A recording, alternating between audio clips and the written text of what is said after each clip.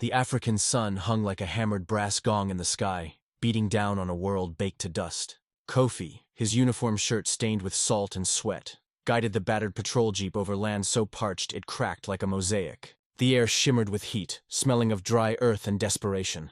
This drought was a thief, stealing life drop by precious drop. He scanned the bleached landscape, a familiar knot of dread in his stomach. Then he saw it, a massive gray shape, motionless against the dead grass near a long-vanished waterhole. Not resting, collapsed. He killed the engine, and in the sudden, oppressive silence, his heart hammered against his ribs. It was the matriarch. It was Asha. Don't even think about it, Kofi. Ben, his second-in-command, hissed, grabbing his arm as Kofi moved to step out. Look at her. She's finished. Protocol is clear. We observe, we document, we do not intervene in natural selection. Natural selection? Kofi's voice was tight, his eyes locked on the elephant's shallow, labored breathing. This isn't natural, Ben. This is a crisis we helped create. She's a matriarch. Her knowledge guides the entire herd. She's a library of migration routes and water sources burning to ash. And if you spook her in her final moments, Dr. Lena, their vet, added, her voice calmer but edged with worry, a dying elephant is unimaginably dangerous. One flick of her trunk and you're paced, Kofi. We don't have the equipment, the manpower, or the water to play hero. It's a tragic waste of a magnificent life, but it's the reality. Kofi turned to them, his face a mask of fierce determination. I know the protocols. I wrote half of them. But look at her. Really look! That's not just an animal waiting to die. There is intelligence behind those eyes. She is suffering. She has led her family through storms and poachers' guns. And this thirst is what takes her. We have water. We have a leader in our canteens. Is our comfort more valuable than a chance, however small, to save a soul that holds this ecosystem together? The team fell silent, the weight of his words hanging heavier than the heat. They saw the gaunt frame, the visible ribs, the dust caked on her wrinkled skin. But Kofi saw more. He saw the gentle matriarch he'd observed for a decade. The wise leader who would carefully test weak riverbanks with her trunk before letting her calves cross. This wasn't a statistic. It was Asha. To walk away was to admit defeat. To accept a world where such magnificence could just fade away, unnoticed and unaided. It was madness to try, but it was a greater madness to do nothing. With a resolve that quieted the fearful voices, both around him and inside his own head, Kofi made his choice. He slowly, deliberately, unscrewed the cap from his own personal canteen. Warm, metallic-tasting water that was his lifeline for the day. I'm not asking you to come, he said, his voice low and steady. But I am not leaving her to die alone. Ignoring their final, urgent whispers, he took the first step off the road and onto the cracked earth, walking toward the giant shadow of death. Every footstep crunched like broken pottery, the sound absurdly loud in the vast, silent expanse. The heat radiating from the ground felt like opening an oven door. 50 feet. 40. Kofi's mouth was desert dry, his own thirst a stark reminder of the torment that had brought the 4-ton giant to her knees. He could see the flies clustering at the corners of her eyes, the slow, painful rise and fall of her side. 30 feet. He stopped, his own breath catching. This was the threshold. Any closer could be perceived as a direct threat. He could hear the frantic whisper of his team from the jeep, a distant buzz of fear. He blocked it out. All his focus was on Asha. Her one visible eye was half open, a dark pool of exhaustion and pain. There was no aggression there, only a profound, weary surrender. Kofi slowly, so slowly it felt like moving through syrup, sank to his knees. He didn't want a tower. He wanted to be small, non-threatening. He placed the canteen on the ground in front of him. Easy, great mother, he murmured, his voice a soft rasp.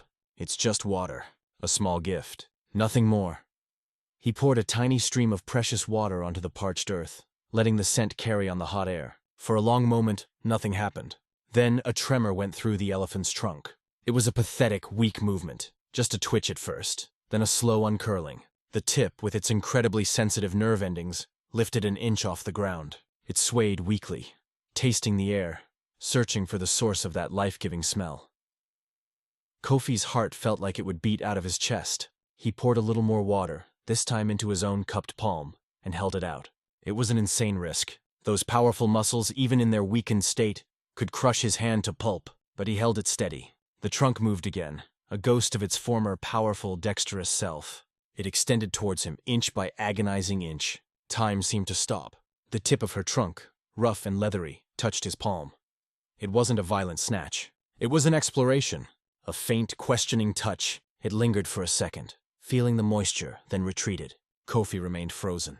Then the trunk returned, this time with more purpose. It dipped into his cupped hand, and he felt the incredible, surreal sensation of the elephant sipping the water from his palm. It was the most delicate touch he had ever experienced from a creature of such immense power. In that moment, the fear vanished, replaced by an overwhelming wave of connection. He was no longer a man and a beast. They were two beings sharing a moment of profound understanding in a world falling apart. The great, clouded eye seemed to focus on him, and in its depths, Kofi saw a flicker of something that stole his breath away. It wasn't just instinct. It was recognition. A collective gasp echoed from the jeep. The scene they were witnessing defied every textbook, every field manual, every story ever told around a campfire. Ben radioed base camp, his voice tight with urgency, explaining the impossible situation. Dr. Lena was already grabbing her medical kit, her professional drive overriding her fear. The line had been crossed. They were intervening. "Kofi!" Lena called out, her voice calm but carrying across the distance. "Keep her calm. I'm coming in with IV fluids. We need to get her hydrated now, or this is all for nothing." The next hour was a blur of controlled chaos. Lena approached with the quiet confidence of a battlefield medic.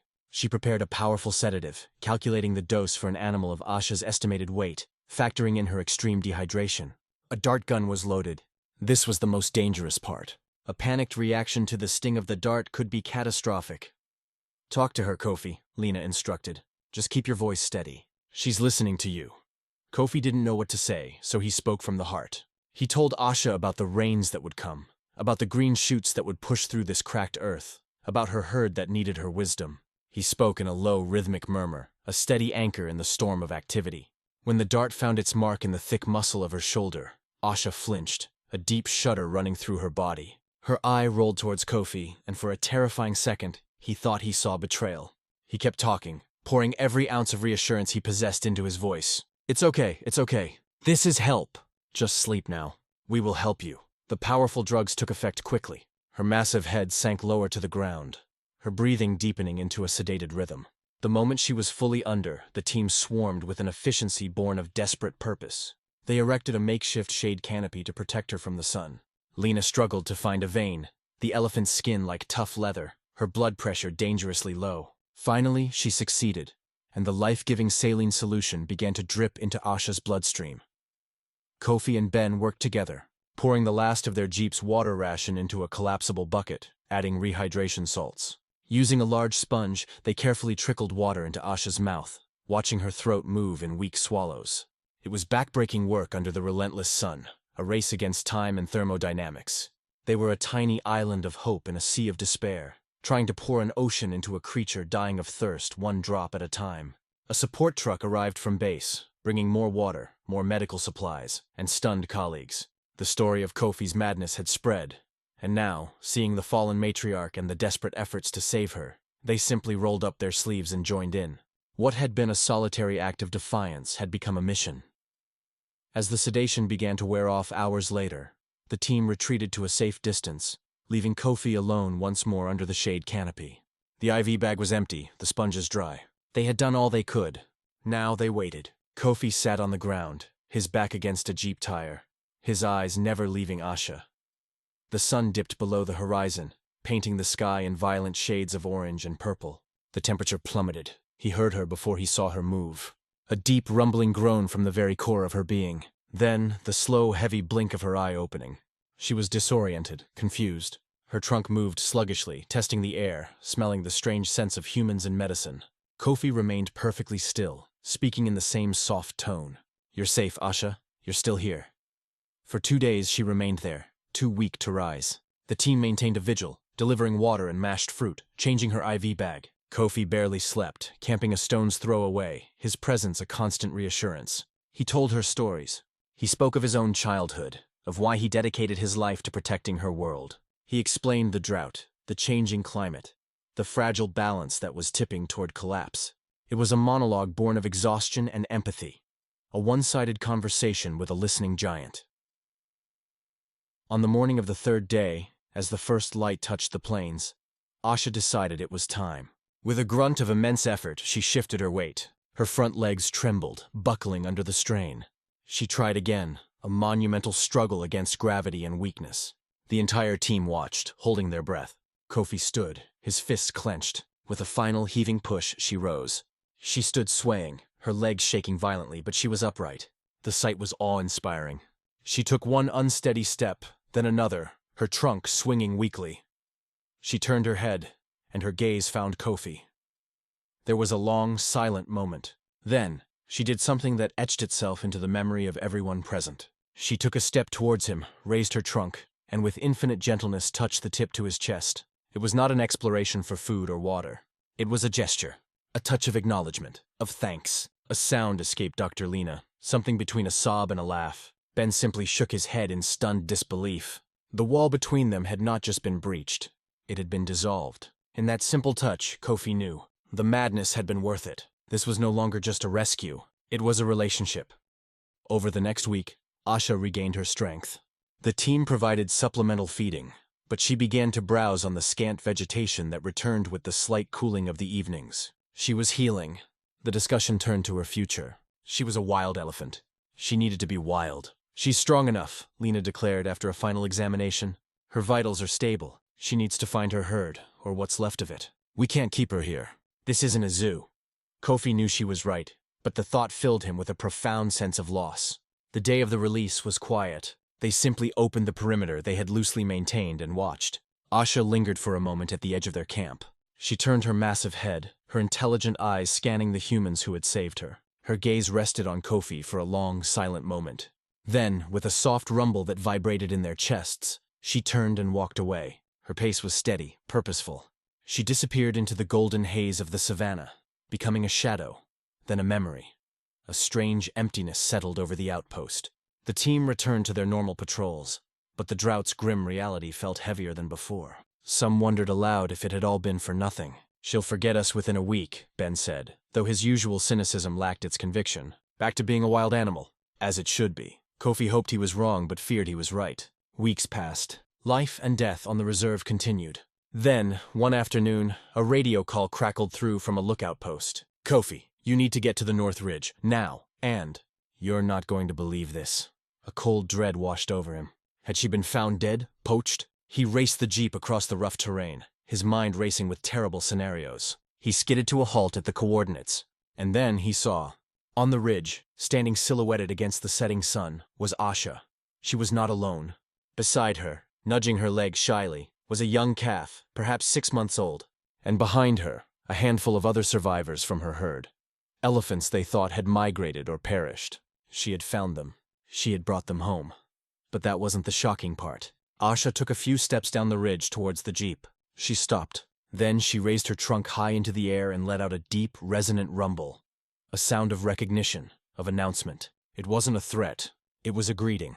She had not only remembered them, she had returned to show them that she had survived, and that her lineage would continue. She had brought her family to the place where she had found help. She was introducing her calf to the humans. The sheer, impossible intelligence of the gesture, the clear communication and memory it displayed, left every single person in stunned, silent shock. Asha's story did not end that day. It became a new chapter. Her herd remained in the area, and her occasional visits to the periphery of the outpost became a rare but normal part of life. She never begged for food or water. She would simply appear, often with her growing calf, emit that same deep, resonant rumble of greeting, and then move on. It was as if she was checking in, reaffirming a bond that transcended species. For Kofi, the experience was a permanent transformation. The madness hadn't been foolishness. It was a compassion so deep it challenged the very understanding of the natural world. It wasn't about taming a wild thing, but about two intelligent species meeting in a moment of profound need and choosing trust over fear. That single act had not only saved a matriarch, it had likely saved her entire herd. It had rewritten the rules of engagement between humans and wildlife in that corner of the world. Years later, Kofi would watch from a distance as Asha's calf, now a sturdy young female, led her own small group to a waterhole. The drought was a memory, the land had healed, and the ecosystem had found its balance again. The legacy of that one decision echoed in every rustle of the grass, in every trumpet call across the plains. They had warned him he would die helping the elephant. He had ignored them. And what happened next, no one could have believed until they saw it with their own eyes. It was more than a rescue. It was a conversation. It was a reminder that in a world often defined by harshness, an act of pure, illogical kindness can sometimes be the most powerful force of all. It was proof that sometimes the thin line between madness and miracle is drawn not by logic, but by the heart.